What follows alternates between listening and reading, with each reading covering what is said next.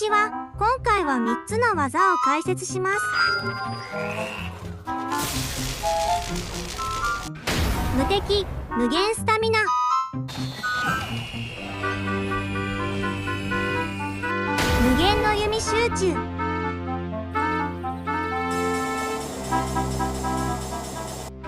ガノン消滅世界。まずは全ての基本となるグリッチ無敵&無限スタミナ技をご紹介。この技を使えば文字通り何をしてもハートが減らずスタミナもつきません。また天気固定や一部のイベント発動阻止といった効果もあります。発動準備その1、画面表示はノーマルモード。何かチャレンジを設定しておく。準備その2、ファイラル上前に手動セーブ。女神像近辺にオートセーブ。注意、特別な指示がない時に会話等のテキストやメニューを開くとやり直しになります。それでは説明を開始します。まずファイラル城エリアと通常エリアの境目ギリギリに立ち、通常エリアから城へ入る瞬間にマップを開く。城エリア内で通常マップが開けば成功。L で左ページ後に RBY を素早く押す。画面が重なりシーカーセンサー音が鳴れば成功。マップが閉じれば良いので B はマイナスボタンでも代用か。通常マップに出て右下に出現したカーソルを動画の位置へ移動させ、ロード画面へ女神像データをロードしてカーソルを先ほどの位置のまま A で押す。 A でテキストが出るものは避けておく。ロードからここまで15秒以内でこなせず何も変化がないならロードからやり直す。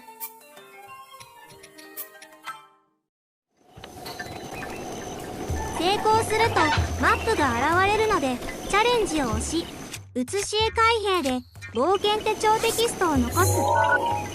メニューボタンや AB ボタンでテキストは消えるため注意。女神像への話しかけと冒険手帳を開くを同時に行い、メニュー画面へ。会話を終えたら写し絵の記憶を見てメニューを閉じます。そして近くの水場でスタミナを0にするとなぜか溺れない。これで無敵&無限スタミナの発動成功です。アクアリバースメモリーストレージ、略してアームズと呼ばれています。注意、深いところでは泳ぐ前にスタミナを0にすると硬直します。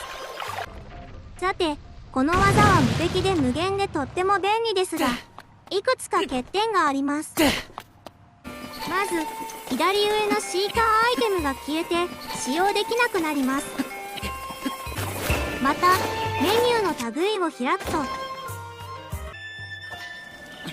暗転してアームズが解除されちゃいます。さらに会話のようなテキストが出る行いはソフトロックしてしまうため結局アームズ解除することに。さてそんなアームズを利用することでさらにすごい技を使うことができます。その名も無限の弓集中。この技ではアームズとは異なりメニュー開閉ができます。さらにシーカーアイテムも使用可能です。この技を発動させる条件はアームズと特別な動作を用いてガノンを消滅させることです。それでは解説していきます。ガノン線で光の弓矢を取って脱出します。傾きを縦サーで保存して空中縦外しでリンクがぶれる。そしてメイブの町跡で脱出が基本ですが、もう一つアームズ中にも使えるメニュー不要の脱出をご紹介。その名も SPC 抜け。画面を横にして縦を構えつつジャンプ、投げ、縦サー、弓集中。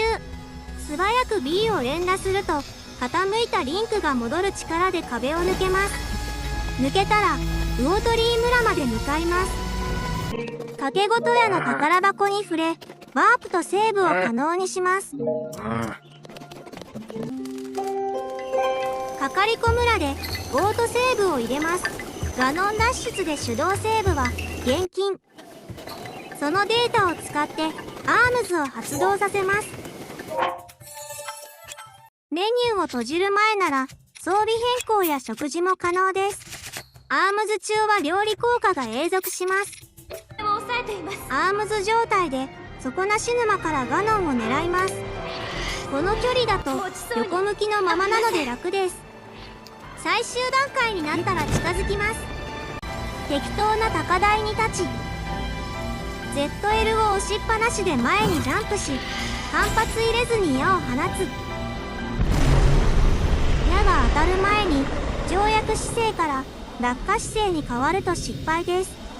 落下姿勢に変わるのはリンクがガクッとなるタイミングです。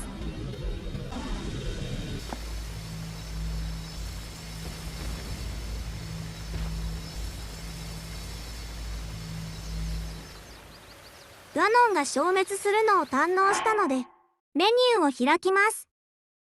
注意、ここでメニューを閉じるとアームズが解除されてそのままエンディングになってしまいます。メニューは閉じずにいずれかのデータをロード。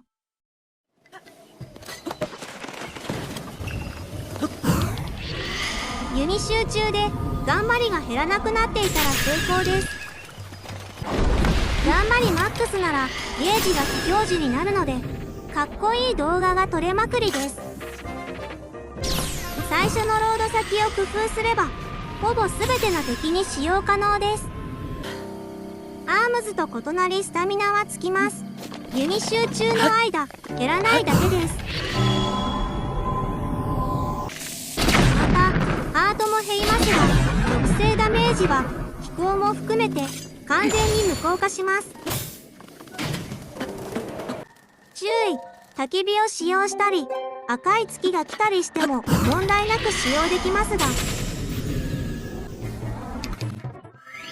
ワープのようなロードを挟む行為は無限状態が解除されちゃいます。要はジャイロバグと同じ性質なのですが固定ジャイロバグでも引き継げません。さて詳しい人はお気づきでしょうがパラセールが浮力を失います。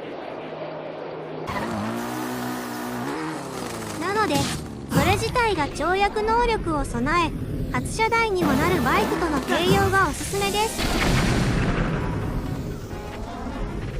また頑張りゲージが非表示なおかげで爆弾矢を使うと爆発描写を思う存分堪能することができます。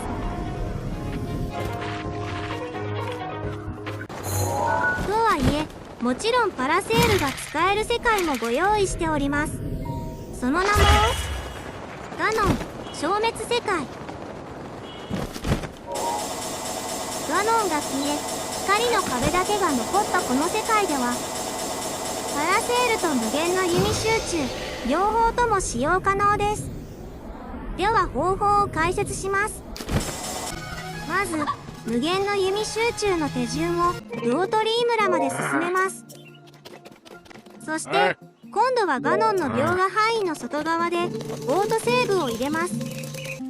果ての村が一番良いでしょう。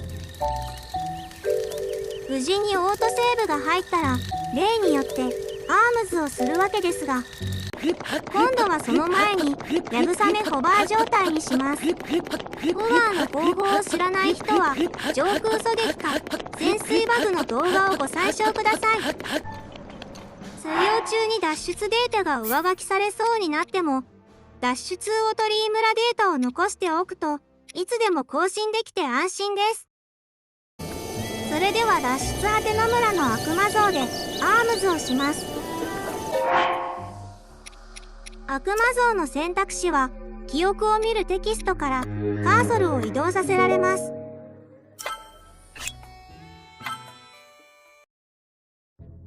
メニューを閉じる前にビーバルを必ず起動しときましょう。ガノンの元へ向かう前にホバーアームズの注意点をいくつかご紹介します。アームズ発動時、スタミナが回復しきる前に水から上がって疲れが継続したら、はしごにつかまることで回復します。また段差や壁で動きがスローになったら壺や岩を持ち、壁にそれを押し付けると回復します。馬に乗るとホバーが解除されるので絶対ダメです。通常アームズでも X で飛び降りると身動きできず積みます。それらに気をつけてガノン最終段階まで進めたらリーバルで飛び上がります。パラセール状態から矢をつがえて素早くガノンを撃ちます。注意、パラセール表示が出る前に撃ち抜くこと。ガノンが完全に消え去ったのを確認し、メニューを開いて閉じると夜雨ホバーの副作用で復帰地点がアームズ発動場所になり、エンディング範囲から脱出できます。ガノンの様子を見に行きます。ホバー状態のまま行くならリーバルは解除した方が歩幅が広くなります。メニューが使えるためスロー状態も物持ち歩きですぐ解除。そんなこんなでハイラル平原に近づくと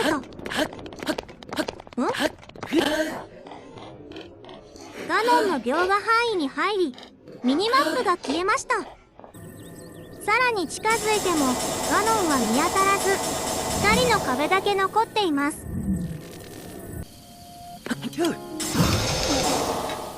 ホバー状態のまま壁の内側へ入りまして、ゼルダ姫がいないか限界コードまで行って探しましたが見当たりませんでした。さてこの世界ではパラセールと無限の弓集中を併用できます。魔物は大型ボスの他にイーガダンやギタイリザルのような枠タイプしかいませんが、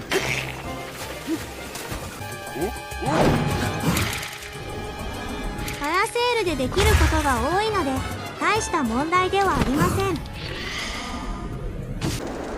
ただし属性ダメージは無効化できません。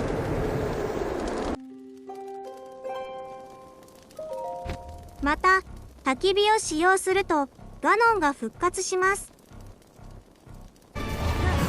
無限状態は焚き火後もしっかり継続するようです。ちなみにこの状態をセーブしてロードしても普通の脱出データになるだけでした。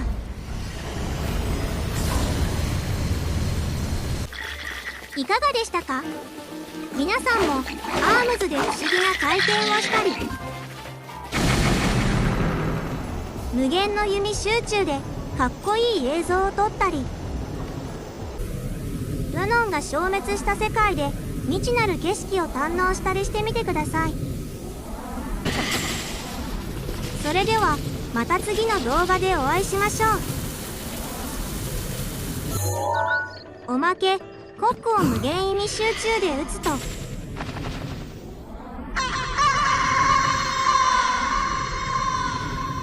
うるさい。